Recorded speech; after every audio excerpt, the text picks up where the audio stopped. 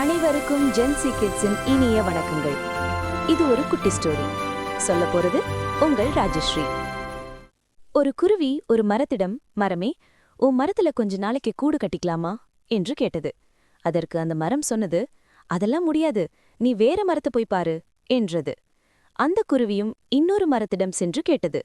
அதற்கு அந்த மரமும், நீ தாராளமா என் மேல கூடு கட்டிக்கோ என்று சொன்னது. குருவியும் கூடு கட்டி குடும்பத்துடன் சந்தோஷமா வாழ ஆரம்பித்தது. ஒரு நாள் பலத்த காற்றுடன் மழை பெய்தது. அப்போது குருவி முதலில் சென்று கேட்ட மரம் துப்புன்னு கீழே சாய்ந்து விழுந்தது. குருவி கூடு கட்டியிருந்த மரம் மட்டும் ஸ்ட்ராங்காக நின்றது.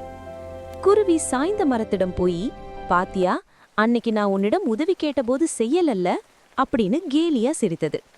அதற்கு அந்த சாய்ந்த மரம், என்னுடைய வேர்கள் ரொம்ப பலவீனமா இருக்கு, நான் சாதாரண காத்துக்கே கீழே விழுந்துருவேன்னு எனக்கு ரொம்ப நல்லாவே தெரியும். அதனால தான் நீ கூடு கட்ட கேட்டப்போ நான் வேண்டான்னு சொன்னேன். நீயாச்சும் உன் குழந்தைகளுடன் சந்தோஷமா போய் வாழு அப்படின்னு அந்த சாய்ந்த மரம் சொன்னது. குருவி ஒரு கணம் அந்த மரத்தை கட்டி அணைத்து கண்ணீர் விட்டது. நீதி: சில சமயங்களில் தடங்கள் வரும்போது எல்லாம் நன்மைக்கே என்று கடந்து செல்ல வேண்டும். நன்றி, வணக்கம். இந்த கதை பிடித்திருந்தால் லைக் அண்ட் சப்ஸ்கிரைப் பண்ணவும். மற்றொரு கதையுடன் மீண்டும் சந்திக்கலாம். அதுவரை உங்களிடமிருந்து விடைபெறுவது உங்கள் ராஜஸ்ரீ.